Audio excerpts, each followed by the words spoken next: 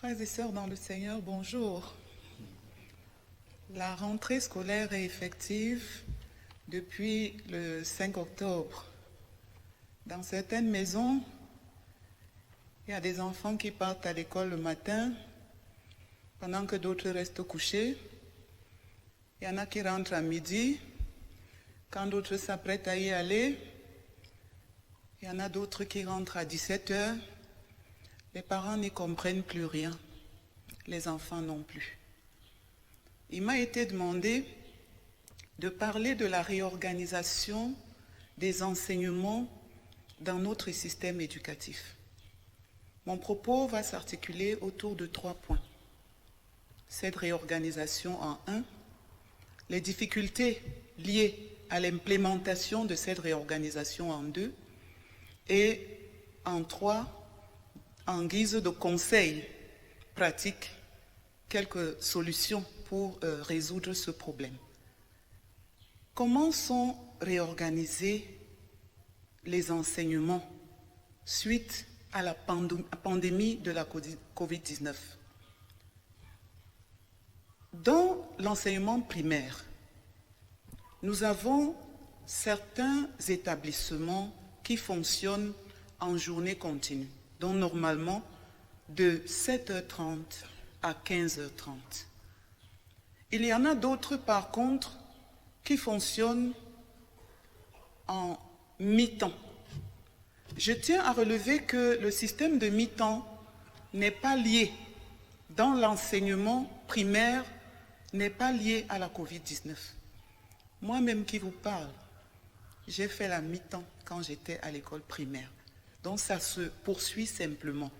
Mais ça a été renforcé du fait des effectifs. Parce que le ministre de l'Éducation de base a dit qu'il ne faut pas qu'il y ait une seule salle de classe où on a plus de 60 élèves. Dès qu'il y a plus de 60 élèves, il faut scinder la classe.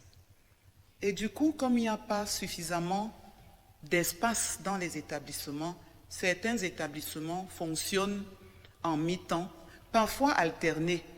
C'est-à-dire, cette semaine, il y a des enfants qui vont de 7h30 à 12h30. La semaine d'après, ils vont plutôt dans l'après-midi. Vous convenez avec moi que si les mêmes enfants de la même classe, je prends le cours moyen 2, pendant que certains sont à l'école de 7h30 à 15h30, d'autres sont à l'école de 7h30 à 12h30, il y a, pour ceux qui font la mi-temps, un gap de 2 heures qu'il faut rattraper. Parce que certains auront 7 heures d'enseignement dans la journée, alors que d'autres n'en auront que 5. D'où l'introduction de ce qu'on a appelé l'enseignement à distance. En quoi consiste cet enseignement à distance? Pour ne pas nous répéter, nous allons en parler dans la deuxième partie, c'est-à-dire le point 2 des enseignements secondaires. Qu'est-ce qui se passe au niveau du ministère des enseignements secondaires? Les élèves de la 6e en terminale.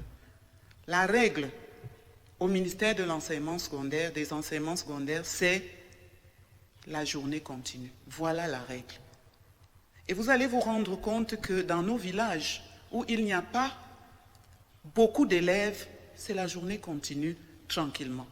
Sauf que là où il y a plus de 50 élèves par classe, parce que le ministre des enseignements secondaires a mis le plafond à 50. Dès qu'il y a 50 élèves, plus 1, celui-là doit se retrouver dans une autre classe. C'est donc ce qui a entraîné, au niveau du ministère des enseignements secondaires aussi, la mi-temps. Elle n'est pas alternée. Généralement, le second cycle ira dans l'après-midi et le premier cycle ira en matinée.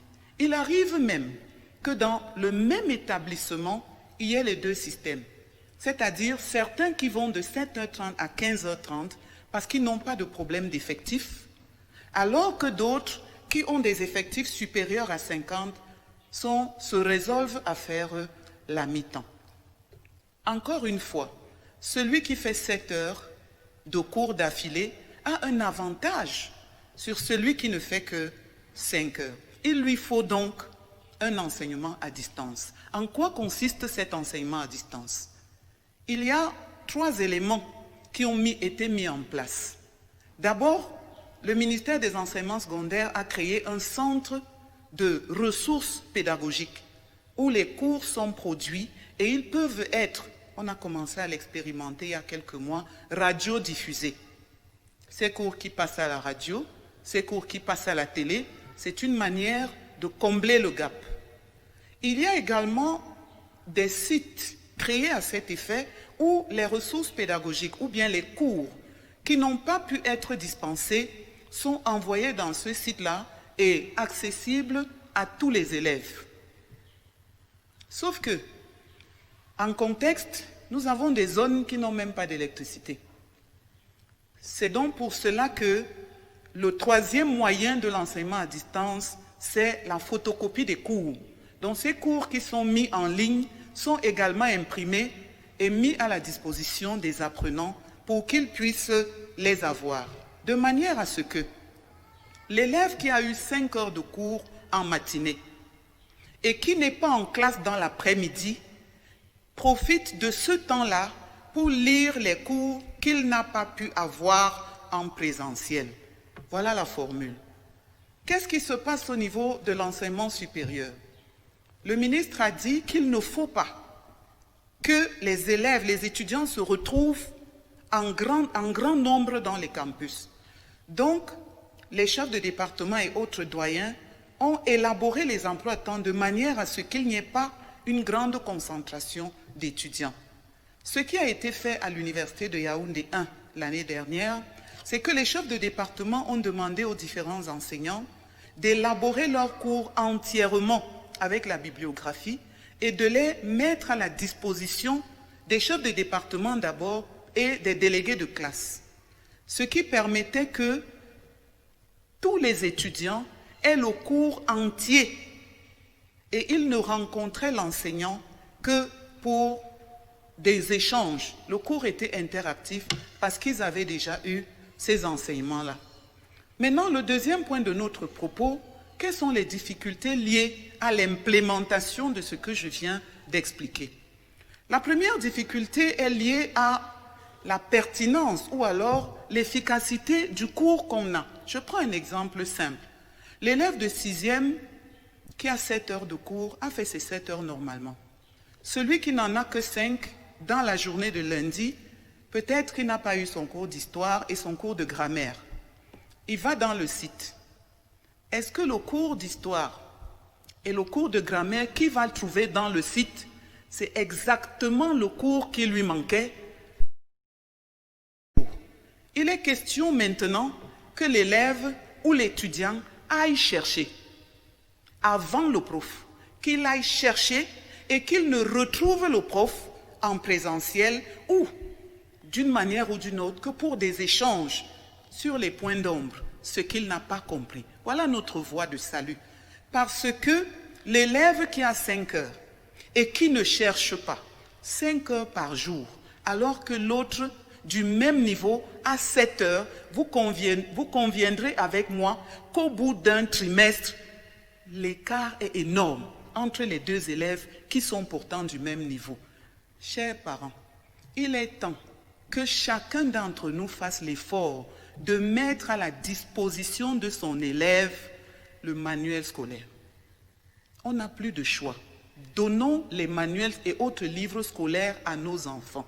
Soyons proches de nos enfants. Parce que si l'enfant qui n'a donc pas eu son cours de grammaire, qui n'a donc pas eu son cours d'histoire, a au moins le livre, ça fait que dans l'après-midi, il va s'asseoir, lire déjà dans son livre ce qu'il n'a pas pu avoir en classe. Puisqu'il n'est pas sûr qu'en rentrant sur le site, il va trouver exactement la leçon qui était programmée pour lui. Peut-être qu'en fin d'année, toutes les leçons seront là. Mais pour le moment, ce n'est pas encore le cas. Donc nous devons nous ajuster et savoir que désormais, nous allons commencer la recherche plutôt que dans l'enseignement supérieur. Puisqu'avant, c'est quand on arrivait, c'est après le bac qu'on se disait on commence la recherche. Mais le contexte est tel que chacun de nous doit mettre son enfant dans des dispositions qui lui permettent de lire le cours qu'il n'a pas eu en classe. vous qui avez les enfants qui font la mi-temps, ils perdent 2 à 3 heures chaque jour. Si vous ne leur donnez pas cette possibilité, je crois qu'il y aura un problème sérieux. Il y aura un réel gap entre eux et ceux qui font la journée continue. C'est ce que je pouvais nous dire et je terminerai par ce par quoi j'aurais dû commencer. Ceux qui sont au DAD le savent. J'ai toujours dit, prions pour nos enfants. Mettons les genoux à terre pour nos enfants. Élevons-les au Seigneur, en tout point de vue, pour leur santé physique, spirituelle, intellectuelle et tout. Confions nos enfants constamment au Seigneur.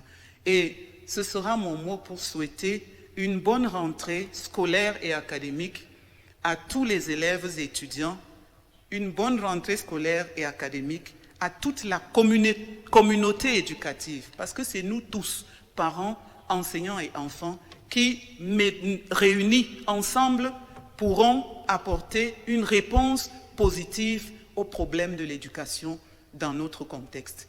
Je vous remercie.